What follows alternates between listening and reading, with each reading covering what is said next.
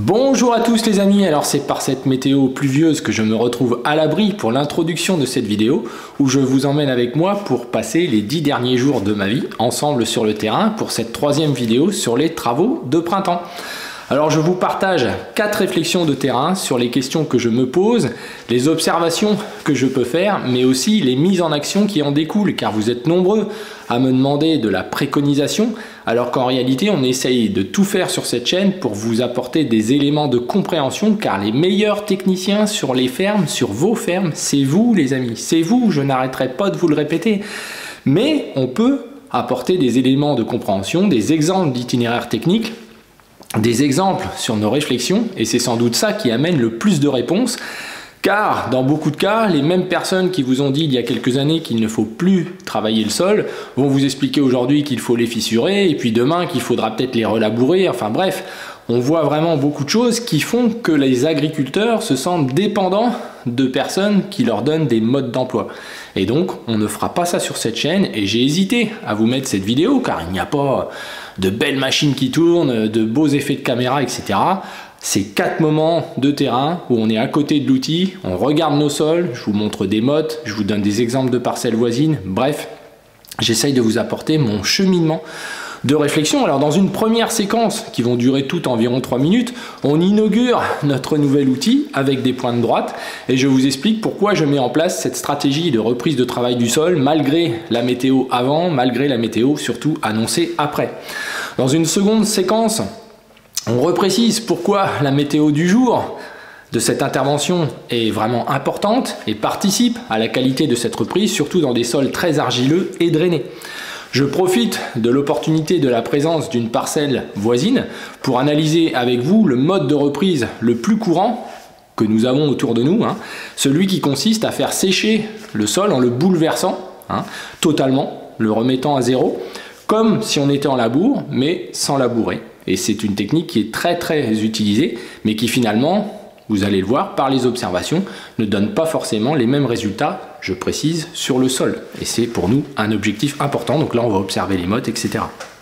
Pour une troisième petite partie, je vous parle de mes états d'âme en ce début de semaine et mes inquiétudes vis-à-vis du délai des travaux qui se décalent et surtout vis-à-vis de ma frustration par rapport à des prévisions météo qui se sont avérées pas très juste, pour tout dire complètement fausse, et je fais un point avec vous sur la gestion du risque, le paysan qui gère le risque aujourd'hui avec ce risque inassurable d'être paysan, et je sais que vous savez de quoi je parle.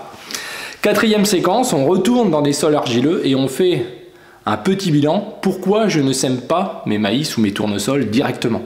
Je refais un point avec vous sur ces raisons, qui sont un peu récurrente sur notre chaîne, on explique le pourquoi, les avantages du travail du sol intelligent au bon moment, qu'est-ce qu'il a comme intérêt.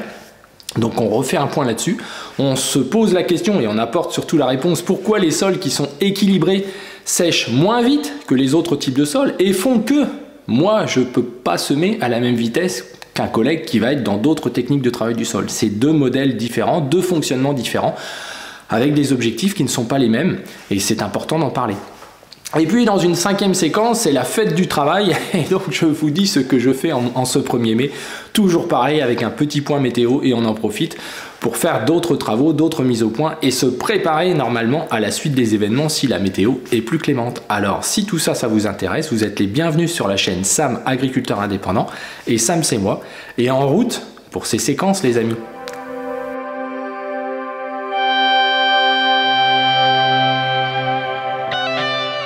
Alors les amis, encore une fois, je vous résume la situation.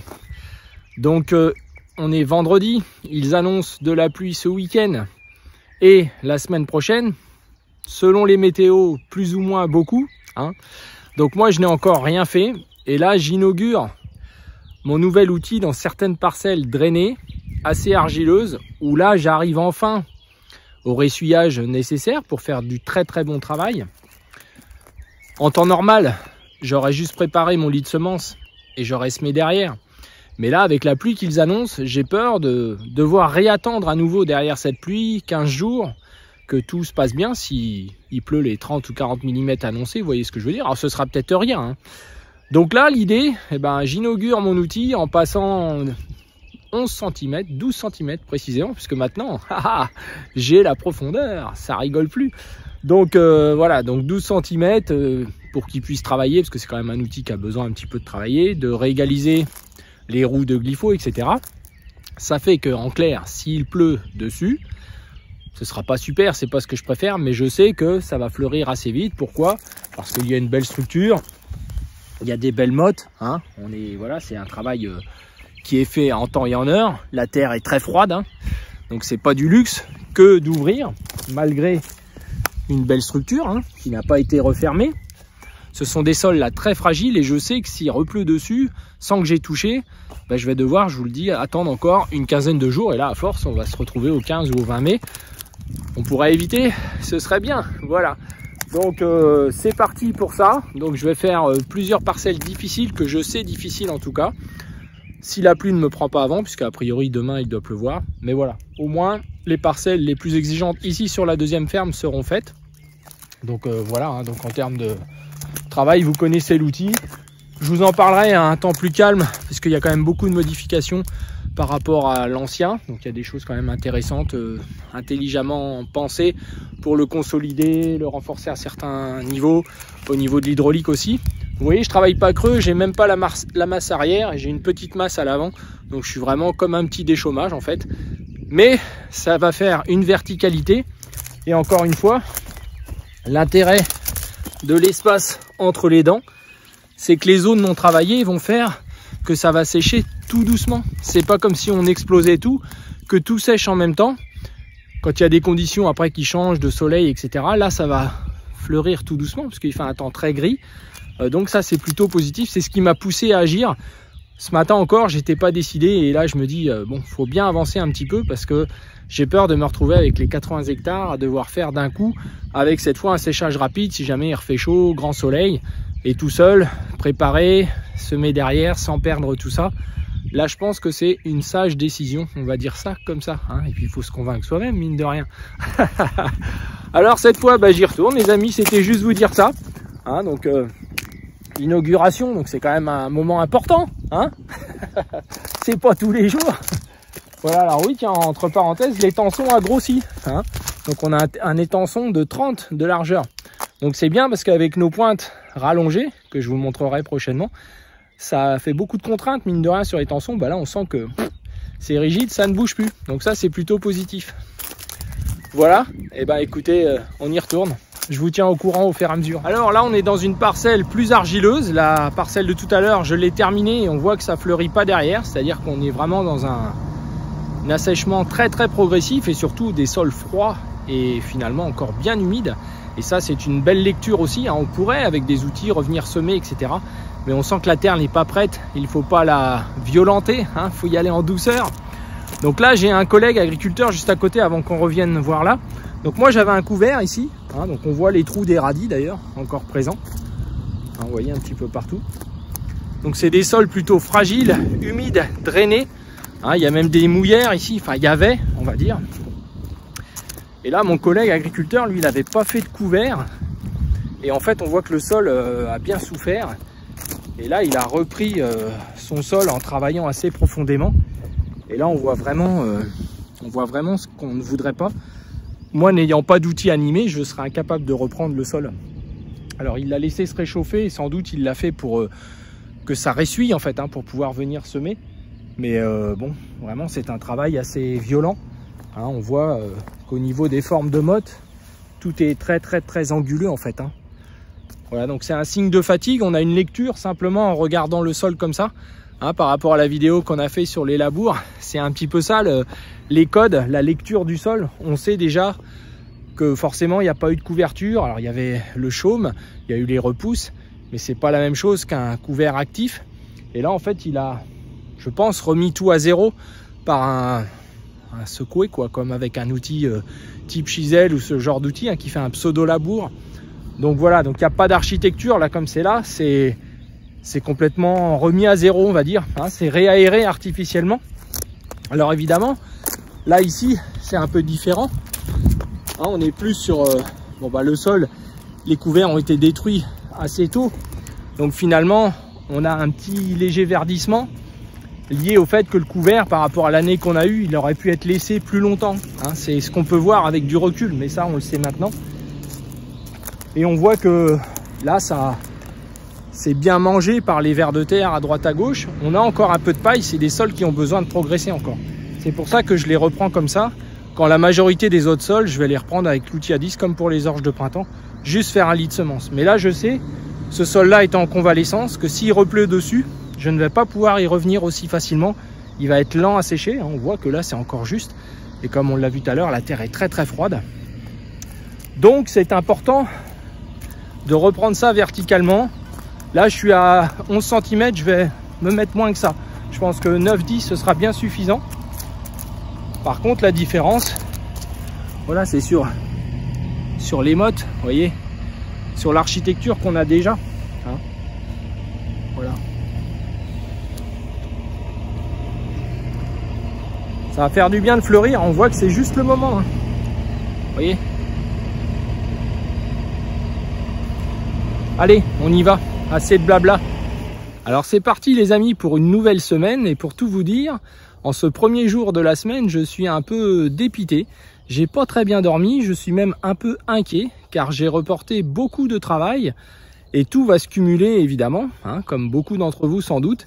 Pourquoi? Parce que j'ai été prudent et que je me suis fié à des prévisions météo diverses et variées, même des radars qui nous annonçaient des cumuls de pluie plutôt importants, des risques d'orage, etc., etc. Donc, avec des sols froids comme nous avons dans notre région, il n'était sans doute pas bon d'envisager un semis qui allait peut-être être fortement endommagé par des cumuls importants. Donc comme vous l'avez vu, j'ai rouvert certaines parcelles en me disant s'il pleut au moins je pourrais y revenir un petit peu plus facilement sans attendre ces 3 semaines qui ont été nécessaires pour avoir le degré de ressuyage que je souhaitais pour faire mon travail de qualité en reprise et en non-labour. Mais finalement, je suis comme un con, il faut dire les choses. Mes collègues ont bien fait de semer puisque les pluies sont annoncées pour cette semaine à partir de ce soir 17 h, sous réserve que ce soit vrai. Et ça n'endommagera pas, je pense, au regard de ce qui est annoncé, les semis. Et ça va leur permettre de bien lever. Alors que moi, j'ai tout à faire et que je risque d'être décalé. On va attaquer le mois de mai, le milieu de semaine. Et bon, c'est pas grave, on va pas regarder le calendrier. Hein. Ce qui compte, c'est que derrière, ça pousse vite. Alors, est-ce que ça pousse vite pour autant? Il fait encore froid. Il y a beaucoup de rosée. Les sols sont très froids. C'est favorable aux limaces, c'est favorable aux ravageurs de sol, c'est favorable à des germinations, mais après à des lenteurs d'installation. Donc voilà, mais en attendant, voilà, on gère le risque. Alors justement, un petit parallèle, hier soir, il y avait une émission de télévision où le gars était à Miami et gagnait 50 000 $ par mois. Il n'avait pas l'air plus malin qu'aucun d'entre nous. Et je me disais quand même que nous, les paysans, on est loin d'être à 50 000 $ par mois. Et pourtant, on gère un risque qui est déclaré aujourd'hui inassurable par l'ensemble des assureurs. Hein. On sait que le système est en train de s'écrouler. Voilà, je me dis qu'il y a quand même un truc qui cloche, quoi. Qui peut s'infliger ça? Je n'en sais rien, il faut qu'on soit quand même passionné. Alors, je reconnais, et vous me direz dans les commentaires si vous êtes pareil, que plus les années passent et plus j'hésite, plus je me pose des questions vraiment à chaque fois pour intervenir, vouloir faire les choses dans les conditions idéales. Voilà, peut-être un peu trop maniaque, un peu trop, j'en sais rien. Mais bien travailler ne nous garantissant pas toujours le bon résultat. Hein. On a vu avec les orges de printemps, on a fait du très bon travail et puis on s'est pris 35 mm de la grêle. Ça peut refroidir même le plus téméraire d'entre nous. Je sais pas ce que vous en pensez. Donc vous me direz dans les commentaires si vous vivez la même chose. Alors beaucoup de régions ont pris par contre les cumuls qui est annoncé un peu plus au nord. Ils n'étaient que dans les semis de betterave pour beaucoup d'entre eux. Donc je pense que ça va aussi les retarder et qu'ils doivent être un peu dans le même état d'esprit que moi. Alors rassurez-vous, on a beaucoup de boulot. Hein. On va faire la déclaration PAC, on va faire du transfert de matériel, on va améliorer certaines choses, on va faire un peu de rangement. Et puis on a des tours de plaine partenaires, donc je vais participer à la majorité d'entre eux puisqu'il devrait pleuvoir à partir de ce soir comme je le disais. Mais maintenant, hein, on peut pas être sûr. Alors c'est pas le tout, mais on est parti pour une bonne semaine. Et puis je vous tiendrai au courant s'il y a des événements intéressants. Allez, en route. Bon alors je suis sur le terrain et je m'aperçois bien, comme je m'en étais rendu compte avant le week-end, qu'il n'y a rien de trop dans le ressuyage des sols pour faire un bon travail de qualité. Ce que j'ai fait avant le week-end, même avec les 4-5 mm, c'est parfait, ça a fleuri, etc. Et là, pour être franc, il n'y a rien de trop, c'est juste comme il faut. Pas moins, pas plus, c'est bien. Il fait pas trop chaud, il n'y a pas de vent, donc ça sèche pas très vite. Ça va mettre la journée à fleurir gentiment. On voit que la terre est froide. Là, ici, on a plus de 35% d'argile. On voit que ça fait plus de mottes, mais ça m'inquiète pas. Ils annoncent de la pluie derrière. C'est pour cette raison que je fais ce travail-là. Sinon, je ne ferai que le lit de semences. Je travaille à 10-11 cm, je vous montrerai après. Puis après, ce qui est intéressant, c'est éventuellement la forme des mottes. Donc, elles ne soient pas anguleuses, qu'on ait des petits trous à l'intérieur. C'est ça qui est important. C'est vraiment ça qu'il faut regarder pour savoir si le sol, on le reprend comme il faut. Parce qu'il y a quand même un lien toujours avec le degré d'humidité, surtout dans des taux d'argile comme ça. Pourquoi je ne sème pas directement? Puisqu'on est derrière des beaux couverts aussi grands que moi, si vous vous rappelez. Dans ces sols très argileux, de toute façon, là, froids comme ils sont, avant de semer directement, il faudra encore au moins 10-15 jours que le sol se ressuie encore davantage. Mais plus il est performant, équilibré, moins il sèche vite. C'est une réalité aussi. Il a un équilibre qui lui permet de stocker l'eau. L'eau ne s'en va pas tout droit, comme sous un travail de retournement, comme le labour, on en a déjà parlé. Donc c'est la difficulté en sol argileux, par contre, c'est si je sème en direct, mon sillon risque de se fissurer en séchant. Ça, je l'ai déjà constaté par le passé, puisque du semis direct en maïs, j'en faisais régulièrement, jusqu'à ces 5 années où on a mesuré, je vous en ai déjà parlé, les rendements finaux, etc.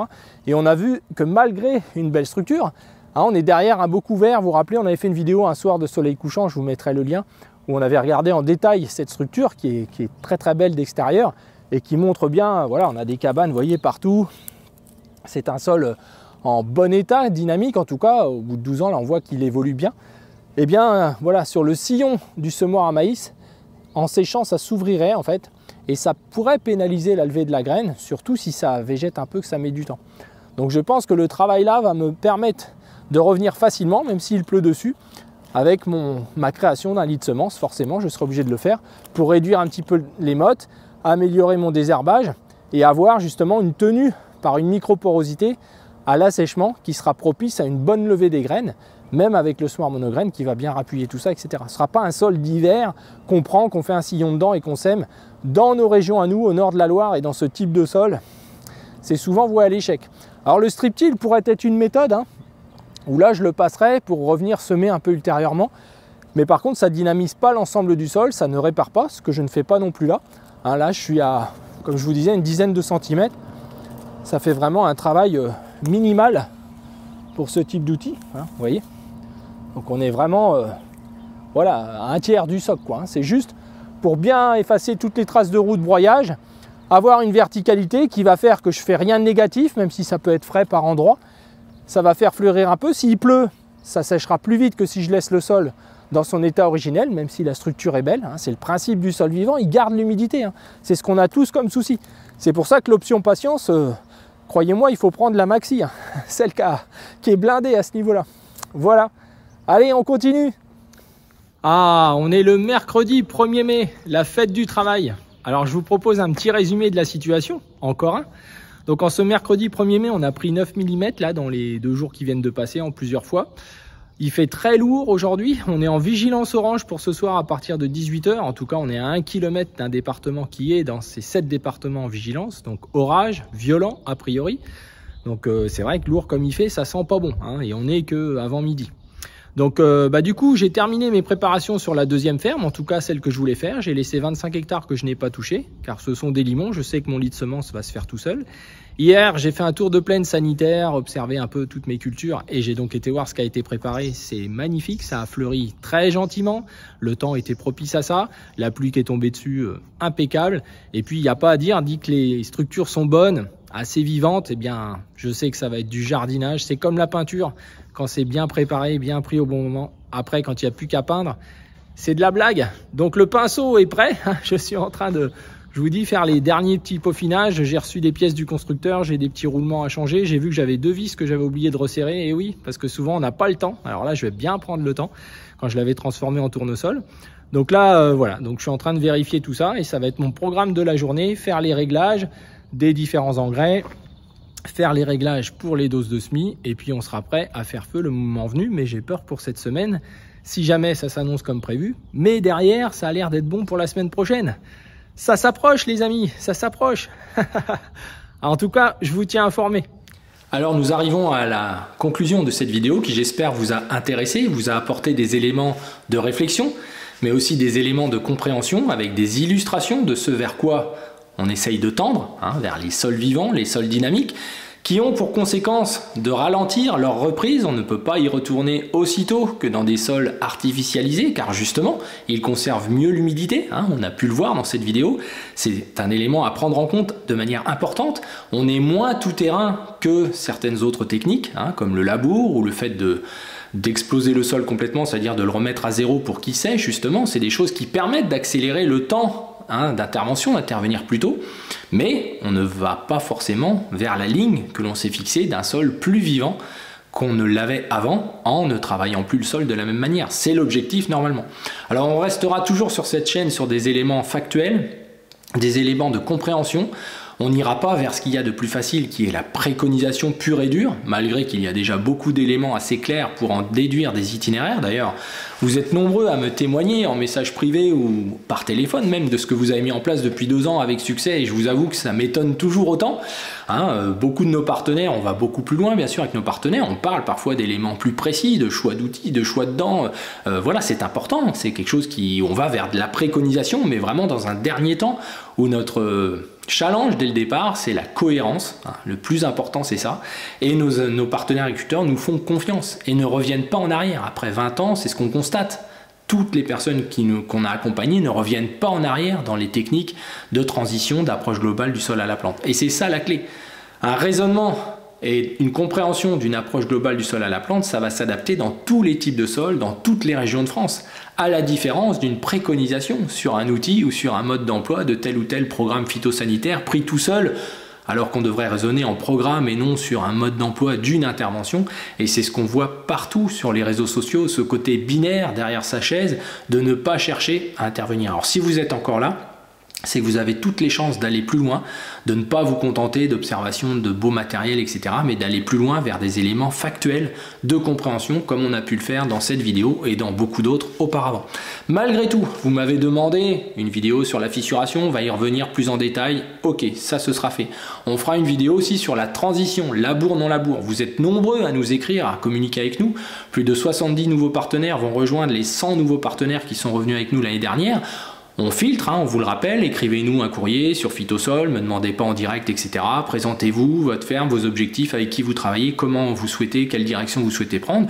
On vous rappelle et on voit si on a des choses ensemble pour pouvoir aller vers là où vous voulez aller. C'est pas la peine de vous faire des promesses qu'on ne tiendra pas ou que vous ne soyez pas prêt, vous, à vous investir, car c'est le cas, il faut vous investir, comme font certains d'entre vous, à regarder les vidéos plusieurs fois, etc. C'est ce qui vous apporte les vraies réponses, des vidéos de nous ou d'autres, mais à un moment il va quand même vous falloir faire confiance, car vous aider à comprendre, c'est différent de vous donner une préconisation, c'est toute la différence. Les mêmes qui ont pu vous dire qu'il ne faut pas du tout toucher le sol, avec des années compliquées, vous parlent de strip-till ou de fissuration. Nous, on n'a jamais changé de façon de ligne directrice ou de conseil. On est toujours allé vers une approche globale du sol à la plante qui fait qu'en effet, la fissuration peut avoir une utilité, que le semi-direct a des avantages, mais il a aussi des inconvénients qu'il faut quand même expliquer aux gens. Et c'est ça la différence d'essayer de faire comprendre par rapport à juste donner une préconisation. Voilà, j'arrête là-dessus sur cette nuance.